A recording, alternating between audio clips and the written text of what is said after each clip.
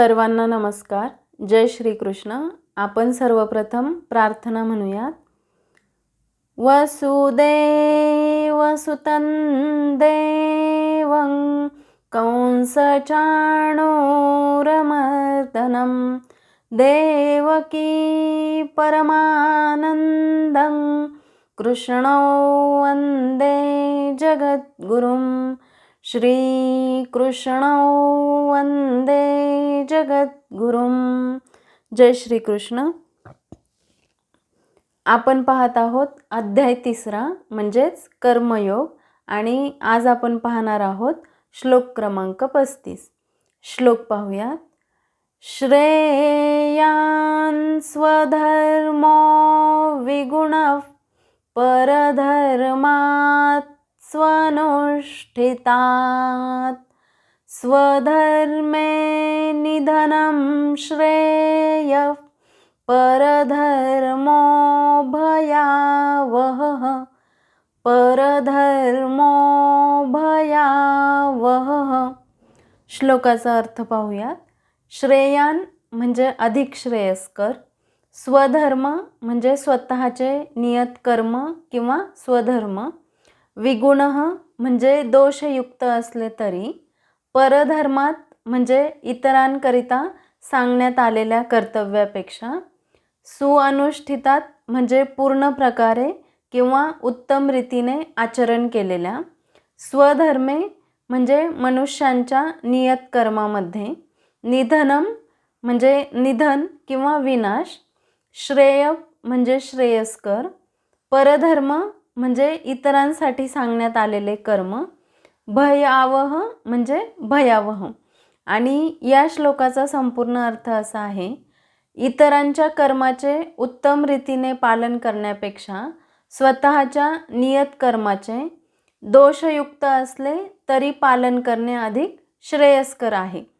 स्वतःचे कर्म करताना जरी एखाद्याचा विनाश झाला तरी दुसऱ्याचे कर्म करण्यापेक्षा ते श्रेयस्कर आहे, कारण दुसऱ्याच्या मार्गाचे अनुसरण करणे भयावह असते. आता आपण हा श्लोक थोडा समजून घेऊयात. आधीच्या 34व्या श्लोकात भगवंतांनी सांगितले की इंद्रिय विषयात राग व द्वेष लपलेले असतात. माणूस जर त्यांच्या आहारी गेला तर कल्याण मार्गातील ते मोठे शत्रू ठरतील. या श्लोकात भगवंत सांगतात की चांगल्या प्रकारे आचरणात आणलेल्या दुसऱ्याच्या धर्माहून गुणरहित असला तरी आपला धर्म अतिशय उत्तम आहे. आपल्या धर्मात तर मरणेही कल्याणकारक आहे, पण दुसऱ्याचा धर्म भय देणारा आहे. या ठिकाणी स्वधर्म हा शब्द आला आहे. धर्म म्हणजे कर्तव्य आणि उपासनेच्या पद्धतीप्रमाणे जे निर्माण झाले किंवा होतात त्याला संप्रदाय म्हणतात. रिलिजन म्हणजे धर्म नव्हे तर संप्रदाय आहे. राजधर्म, मित्रधर्म, पुत्रधर्म इत्यादी म्हणजे त्या भूमिकेतील आपले कर्तव्य होय. 4 प्रकारची कर्तव्य सांगितली जातात. एक म्हणजे आपल्या वर्णाप्रमाणे प्राप्त झालेली कर्तव्य, दुसरे कुलधर्माने आलेली कर्तव्य, तिसरे म्हणजे रुची स्वधर्म आणि चौथे म्हणजे आपदधर्म म्हणजे संकट समयी असणारे आपले कर्तव्य. त्याचप्रमाणे 4 प्रकारचे स्वधर्मही सांगितले आहेत. पहिला त्याला मिळालेल्या वर्णाश्रमप्रमाणे, दुसरा ज्या कुळात जन्म घेतला त्या कुळाचा कुळधर्म, तिसरा रुची स्वधर्म म्हणजे स्वतःला रुची कशात आहे हे जाणणे, आणि चौथा आहे आपद स्वधर्म.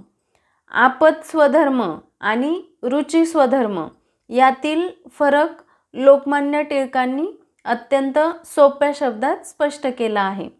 लोकमान्य टिळक काँग्रेसचे अध्यक्ष असताना एकदा पत्रकारांनी त्यांना प्रश्न विचारला की भारताला जर उद्या स्वातंत्र्य मिळाले तर तुम्ही कोणते पद घ्याल?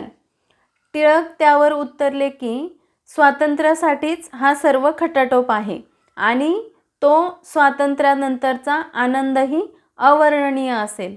पण खरंच उद्या जर भारताला स्वातंत्र्य मिळाले तर परवापासून मी बनारस हिंदू विश्वविद्यालयात गणित शिकवण्यास सुरुवात करेन.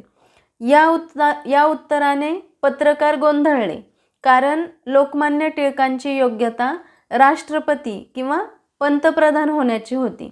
तेव्हा टिळक म्हणाले, माझा देश पारतंत्र्यात आहे, म्हणून त्यासाठी काम करणे हा माझा आपत्स्वधर्म आहे आणि गणित शिकविणे हा माझा रुची स्वधर्म आहे.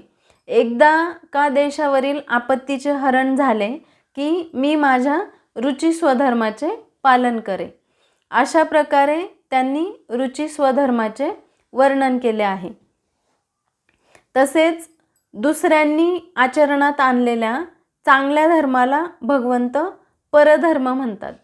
कधीकधी असे वाटते की आपल्याला प्राप्त झालेला धर्म, प्राप्त झालेले कर्म हे निकृष्ट प्रतीचे आहे आणि इतरांचा धर्म चांगला आहे. दुरून डोंगर साजरे या उक्तीप्रमाणे दूर आहे त्यामुळे आपल्याला कल्पना नसते की त्यात कोणकोणत्या बाधा आहेत. म्हणून भगवंत म्हणतात, इतरांच्या चांगल्या वाटणाऱ्या परधर्मापेक्षा आपला विगुण किंवा कमी प्रतीचा वाटणारा स्वधर्म हा श्रेष्ठ आहे. म्हणून स्वधर्माचे आचरण करताना मृत्यूही आला तरी ते आपल्यासाठी कल्याणकारी असते. दुसऱ्यांचा मार्ग आपल्यासाठी भयावह असतो, कारण तो आपला स्वभाव नाही. म्हणून भगवंत इथे महत्त्वाचा संदेश देतात की इतरांकडे बघून आयुष्य जगणे बंद करा. स्वतःची रुची कशात आहे हे ओळखा. जे मुख्य विहित कर्म मी स्वीकारले आहे ते कमी प्रतीचे वाटले तरी माझ्यासाठी श्रेष्ठ आहे हे ओळखून जो त्यात स्थिर असतो त्याला परमानंदाची प्राप्ती होते.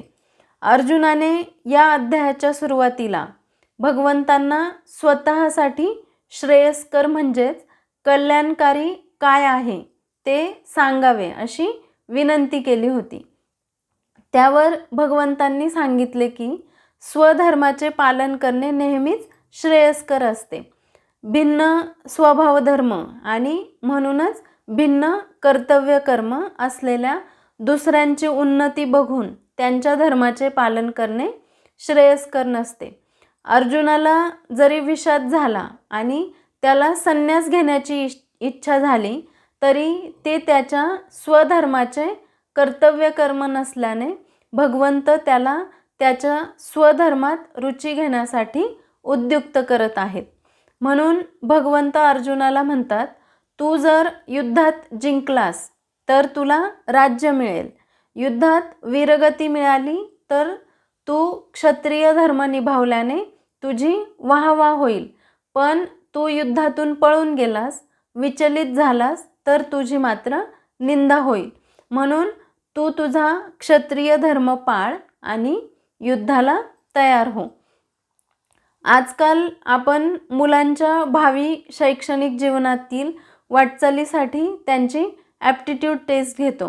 त्यामागे मुलांची रुची किंवा कल माहीत करून घेण्याचाच उद्देश असतो. त्यामुळे अभ्यासाची शाखा निवडणे व त्यात प्रगती करणे सोपे जाते. थोडक्यात या श्लोकाचा सारांश असा आहे, चांगल्या प्रकारे आचरण केलेल्या दुसऱ्याच्या धर्मापेक्षा दोषपूर्ण असलेला आपला स्वधर्म अधिक श्रेष्ठ आहे. स्वधर्म पाळताना मृत्यू येणेही कल्याणकारक आहे, कारण परधर्म भयावह असतो. थोडक्यात या ठिकाणी भगवान श्रीकृष्ण स्वधर्म आणि परधर्म या संकल्पना स्पष्ट करून अर्जुनाला त्याचे क्षत्रिय कर्तव्य करण्याचे महत्त्व सांगतात. तसेच आधुनिक जीवनातील या श्लोकाचे महत्त्व पाहिले तर हा श्लोक करिअर निवड, आत्मस्वीकृती आणि मानसिक शांततेसाठी अत्यंत मोलाचा आहे. करिअर किंवा व्यवसाय निवडीसाठी हा श्लोक कसा मार्गदर्शक ठरतो तर आधुनिक काळात स्वधर्म याचा अर्थ आपले खरे पॅशन, नैसर्गिक कौशल्ये आणि व्यक्तिमत्व याला अनुरूप असलेले काम किंवा जीवनमार्ग निवडणे म्हणजेच स्वकर्म ओळखणे. तसेच दुसऱ्याचे काम, उदाहरणार्थ एखाद्या क्षेत्रात खूप पैसा आहे म्हणून ते निवडणे जो तुमचा स्वभाव नाही. ते कितीही आकर्षक किंवा यशस्वी वाटले तरी ते तुमच्यासाठी परधर्म ठरते. कारण जर तुमच्या कामात तुमच्या स्वभावाचा अभाव असेल तर तुम्हाला लवकरच मानसिक तणाव आणि असंतोष जाणवतो आणि हाच परधर्म भयावहाचा अनुभव आहे. म्हणून इतरांचे अनुकरण करणे टाळावे. तसेच उत्तम आवडीच्या क्षेत्रात त्रुटींसह काम करणे हे दुसऱ्याच्या आकर्षक कामात उत्कृष्टता मिळवण्यापेक्षा अधिक आनंद आणि आत्मसमाधान देते आणि त्यातून आपल्याला अनुभवही मिळतो. तसेच तुलना आणि सामाजिक दबाव या दृष्टीने पाहिले तर समाज आपल्याला विशिष्ट मानदंड किंवा यशस्वी जीवनशैली स्वीकारण्यास भाग पाडतो. या श्लोकामुळे व्यक्तीला ही प्रेरणा मिळते की दुसऱ्यासारखे दिसण्यासाठी किंवा होण्यासाठी धडपडण्याऐवजी स्वतःच्या अस्तित्वाशी प्रामाणिक राहणे अधिक महत्त्वाचे आहे. आपल्या क्षमतेतील दोष किंवा त्रुटी असूनही आपले स्वत्व स्वीकारणे आणि त्यातच काम करत राहणे हाच अंतिम मानसिक आणि आध्यात्मिक विकासाचा मार्ग आहे. आत्मस्वीकृती केल्यामुळे आपण मानसिक आणि आध्यात्मिक विकासात अग्रेसर होऊ शकतो. तसेच काही व्याख्यांनुसार स्वधर्म याचा अर्थ नैतिक आणि सामाजिक जबाबदाऱ्या देखील आहे. अनैतिक किंवा चुकीच्या मार्गाने मोठे यश मिळवण्यापेक्षा नैतिक मार्गावर अपूर्णता किंवा अगदी अपयश आले तरी ते आत्मिक दृष्टीने श्रेष्ठ आहे. कारण अनैतिकतेचा मार्ग म्हणजेच परधर्म नेहमीच भयावह असतो जो दीर्घकाळातील शांतता हिरावून घेतो. थोडक्यात आपले स्वतःचे कर्तव्य पूर्ण करण्याचा प्रामाणिक प्रयत्न करणे हे दुसऱ्याचे कर्तव्य उत्तम प्रकारे करण्यापेक्षा 1000 पटीने चांगले आहे. अशा प्रकारे आपण 3ऱ्या अध्यायातील 35वा श्लोक समजून घेतला आहे. आता आपण समापन प्रार्थना म्हणूयात. योगेशं सच्चिदानन्दं वासुदेवं व्रजप्रियं धर्मसंस्थापकं वीरं कृष्णं वन्दे जगद्गुरुं. श्रीकृष्णं वन्दे जगद्गुरुं. श्रीकृष्णार्पणमस्तु. जय श्रीकृष्ण.